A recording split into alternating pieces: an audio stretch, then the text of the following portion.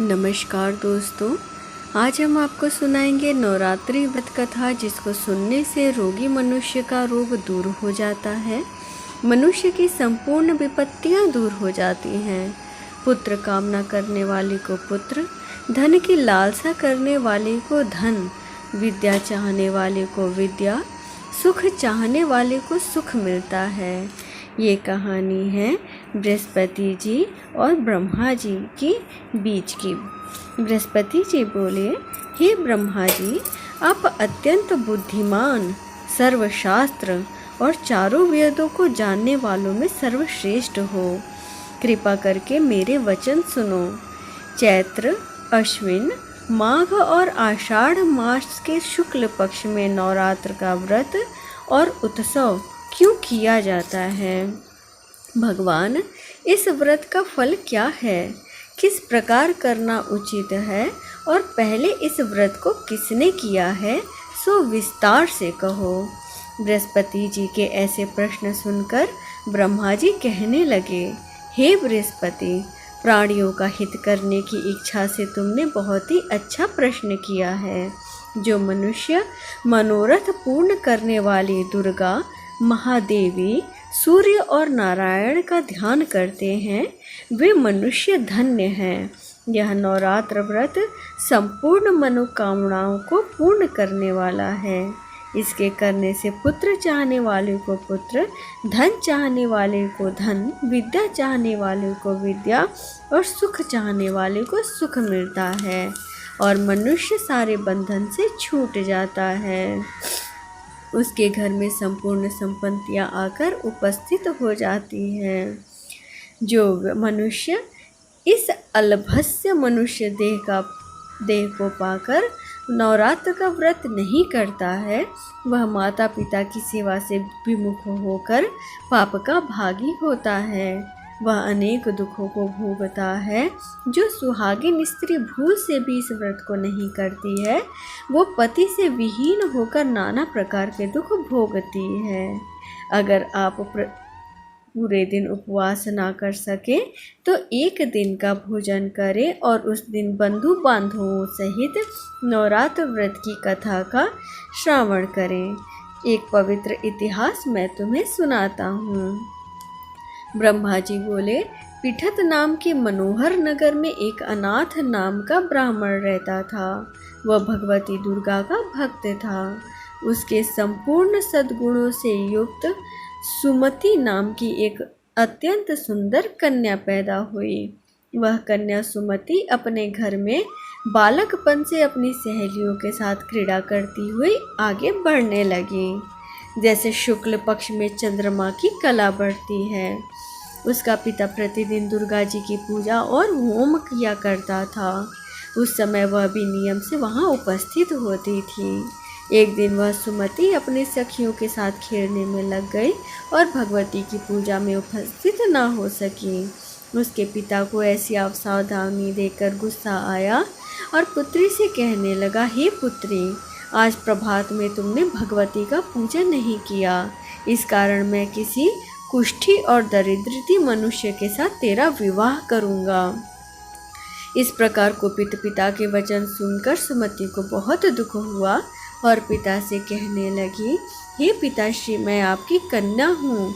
मैं सब तरह से आपके अधीन हूँ। जैसी आपकी इच्छा हो आप वैसा ही करो। होगा वही जो मेरे भाग्य में लिखा होगा।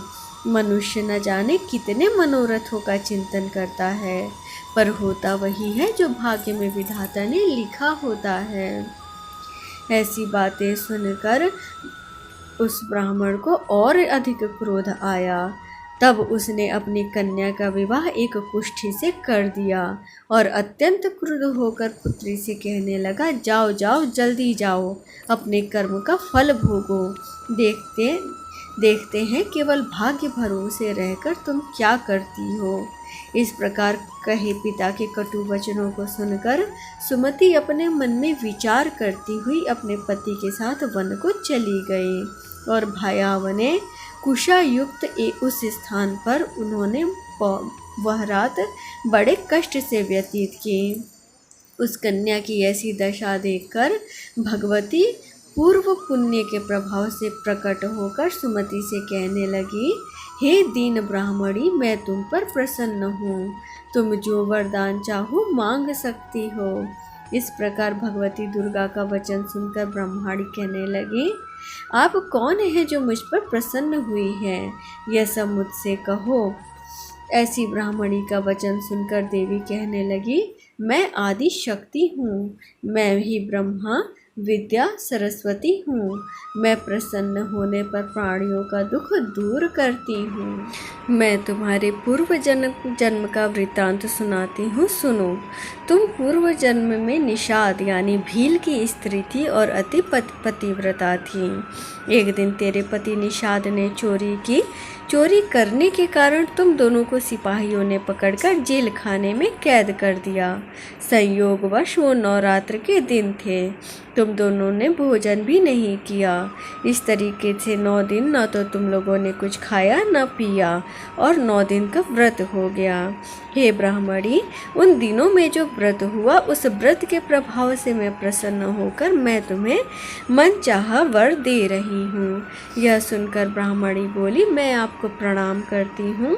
कृपा करके मेरे पति के कोढ़ को दूर कर दीजिए। देवी कहने लगी, उन दिनों में जो तुमने व्रत किया था उस व्रत के 1 दिन का पुण्य तुम अपने पति को कोढ़ दूर करने के लिए अर्पण करो। और ऐसा कहते ही उनके पति कोढ़ रहित और सोने के समान शरीर वाला हो गया। उसके बाद से भगवती से ब्रह्माणी बोली, हे अम्बे, आपने ही मेरा इस आपत्ति रूप से समुद्र में उद्धार किया है। मैं आपको प्रणाम करती हूँ। मुझ दीन की रक्षा करो। ब्रह्मा जी बोले।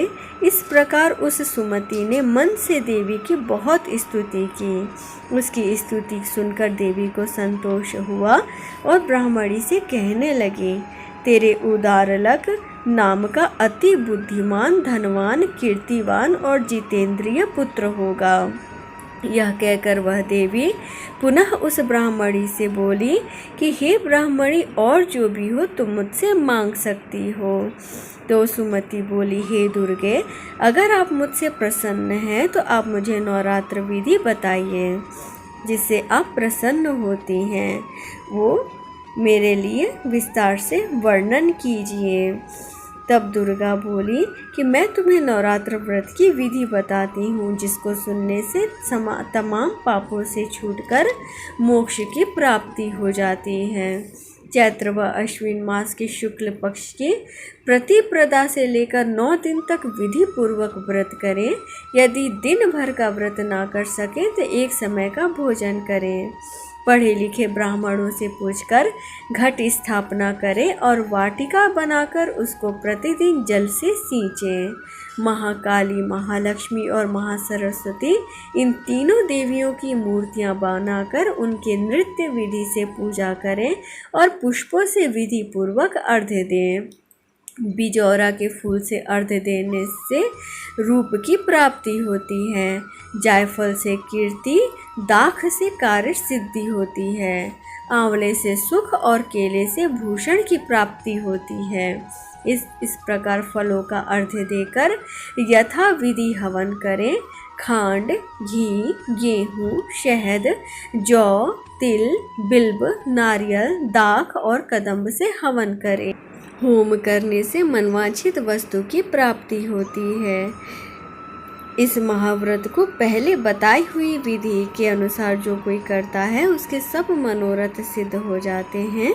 इन 9 दिनों में जो कुछ दान आदि किया जाता है उसका करोड़ों गुना फल मिलता है। इस नवरात्रि में माता रानी आप सभी के परिवार की और आपकी रक्षा करें और अपनी कृपा दृष्टि बनाए रखें।